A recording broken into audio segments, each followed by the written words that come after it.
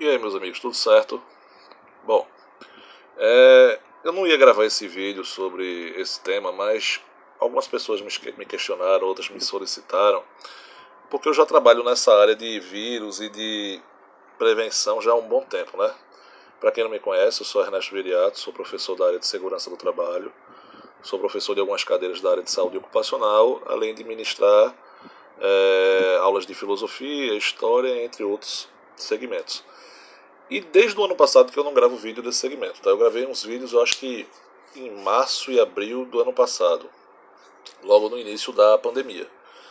E gravei também uma live no canal de um colega meu chamado Manuel Trajano, onde eu falei que mais ou menos as coisas só começariam a ficar encaixadas perto da normalidade em 2023.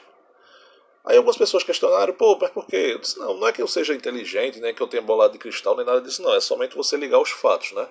Então aqui nesse vídeo eu vou tentar ser o menos político possível, vou ser partidário. Vou falar somente de situações que acontecem realmente e tentar falar num português bem tranquilo para que a gente entenda, uma conversa informal, tá?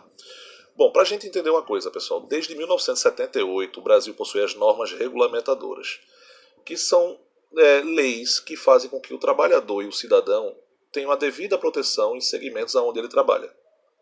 Isso desde o feirante ao diretor de uma multinacional. Nós sempre temos as medidas de controle para evitar acidentes e doenças ocupacionais.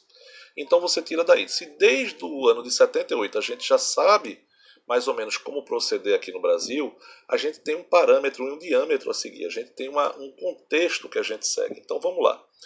No dia 17 de agosto de 1992, aqui no Brasil a gente teve uma reformulação na NR9, quer dizer, a norma regulamentadora 9, que trata dos riscos ambientais.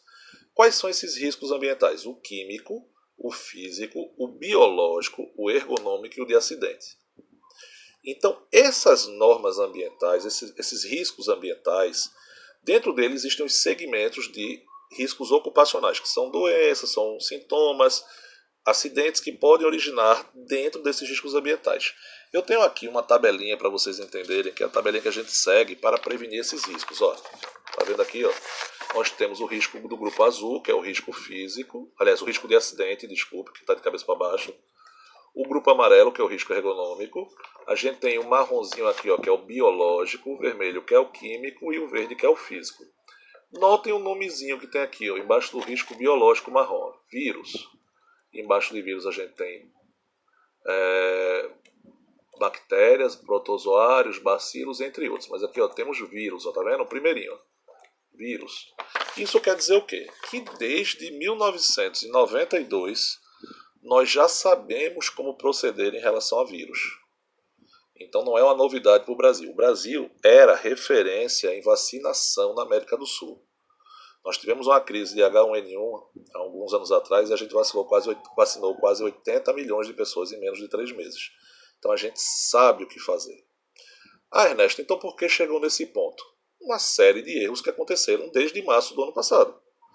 Vários erros, não foram só não, foram vários. Muitos erros de governo federal, muitos erros de governo estadual, muitos erros de governo municipal, muitos erros da população, vários erros. E aí acabou chegando nesse ponto aqui. Por que eu mostrei essa tabelinha para você? Porque só tem 3 formas de prevenir o vírus. Eu desconheço qualquer outra. Mas só existem 3 formas onde eu aprendi. A primeira é isolamento social. Segundo, medidas de prevenção de segurança. E a terceira, a vacina.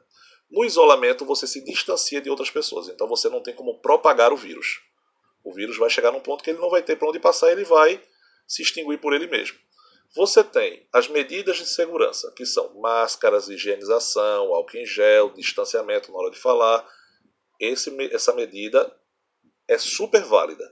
E o terceiro é a vacina, que eles vão colocar no nosso organismo o vírus modificado, que nosso organismo vai fazer com que nosso sistema imunológico aprenda a se defender desse vírus. Existem outras metodologias e formas, mas essa é a mais comum. Para falando assim, bem basicamente. Então são essas 3 formas só que eu conheço para prevenir a propagação do vírus. Eu não conheço outra. Mas Ernesto, Existem pessoas precisando ganhar dinheiro, existem pessoas passando fome, existem comerciantes quebrando, falindo. Concordo com vocês. Além de professor, sou um comerciante também. Porque eu tenho uma escola que está fechada, vai passar 10 dias fechados. E com isso eu deixo de ganhar dinheiro também. Mas existem formas, pessoal, da gente fazer com que os comerciantes, microempresários, empresários e cidadão, como um contexto geral, de não sofrer com esse tipo de situação. Existem formas, sim. Existem governos no mundo e aqui no Brasil que estão adotando medidas muito válidas. Então a gente precisa ter essa consciência, a gente precisa focar no que está errado. O que está errado, pessoal, não é a gente fazer uma quarentena. O que está errado é a forma que está se fazendo essa quarentena. O Brasil nunca fez um lockdown, a gente nunca parou por completo. A gente para parcialmente. E o que é o lockdown para a gente entender? Não é uma opinião ali, não é uma questão de opinião, são estudos que foram feitos para, em situações de guerra, situações de pandemia ou de catástrofes naturais, de grande proporção, a pessoa possa se isolar e viver com aquilo básico para não morrer ou não passar uma necessidade maior. Exemplo, luz, gás, água, segurança, hospital e moradia. Isso é o básico, isso é o que é essencial.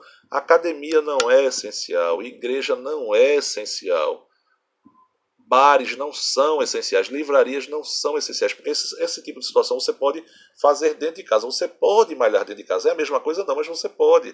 Você pode rezar e orar dentro de casa, é a mesma coisa não, mas você pode. E assim sucessivamente. Então as medidas essenciais são essas. Agora, se os governos estão fazendo de forma correta ou não, aí é outra história, que a gente pode focar nesse tipo de situação. Certo? Então é isso que eu queria passar para vocês. A real proporção do que é o isolamento, as medidas de controle, o que é realmente uma quarentena e um lockdown e as situações que a gente vê no contexto. Porque eu vejo muitas pessoas falando, a gente fala, inclusive eu, a gente sai falando. Mas será que a gente está embasado realmente em fatos para a gente conhecer o que a gente está falando? Então é mais ou menos isso, pessoal. Qualquer dúvida que vocês tenham, se eu souber, eu tento ajudar. Se eu não souber, eu vou procurar alguém que sabe para tentar ajudar também. Tá certo? Então fiquem na paz, continuem se cuidando, porque se os hospitais entrarem em colapso 100%, nós não vamos ter para onde correr. Porque além das mortes de Covid, que estão altíssimas, a gente tem morte de vários outros sintomas e segmentos que a gente também agrega a isso. E aí o hospital entra em colapso. O SUS sempre foi meio mal das pernas porque foi infelizmente sucateado, mas ele nunca tinha parado. E ele está entrando em colapso. Os hospitais particulares estão entrando em colapso. É isso que a gente precisa ter em consciência. Porque se a gente amanhã precisar, por conta de um infarto, um derrame, um braço quebrado ou qualquer outra coisa, pode ser que a gente não consiga atendimento. Então é por isso que a gente tem que ser feito dessa forma. O isolamento. Se a forma está sendo feita correta ou não, aí é outros 500. Mas a necessidade realmente é essa, tá bom? Então é isso aí. Continue se cuidando e qualquer dúvida, estou na área. Valeu.